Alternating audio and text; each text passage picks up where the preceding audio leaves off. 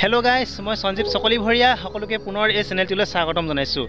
Guys, সকলোকে দেৰিকৈ হ'লেও ৰঙালী বিহু আন্তৰিক সেৱা ভৰা শুভেচ্ছা যাচিলোঁ। গাইজ, মই সদায় মৰ্ণিঙত ৰাস্তা ফুৰিবলৈ আহোঁ, মানে ৰাস্তাত খোজকাঢ়িবলৈ আহোঁ। আজিও আহিছোঁ, ভাবিলোঁ আজি ৰাস্তাত খোজকাঢ়ি থকাৰ মাজতে মই আপোনালোকলৈ এটি ভিডিঅ' বনাওঁ।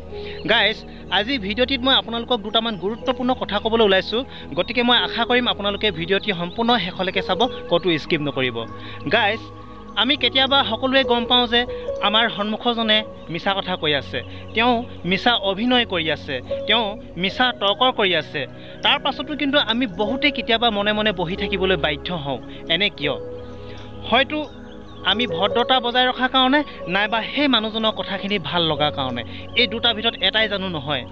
গাইজ, কিন্তু এটা কথা মন কৰিব, আমি কেতিয়াবা মিছা মাতিব পাৰোঁ, মিছা অভিনয় কৰিব পাৰোঁ, মিছা তৰ্ক কৰিব পাৰোঁ, আৰু এনেকৈ কেতিয়াবা আমি ক'ৰবাত জিকিব পাৰোঁ, কিন্তু কাৰো আমি হৃদয় জিনিব নোৱাৰোঁ। এই কথাষাৰ মনত ৰাখিব, কাৰণ সত্য সদায় জয়।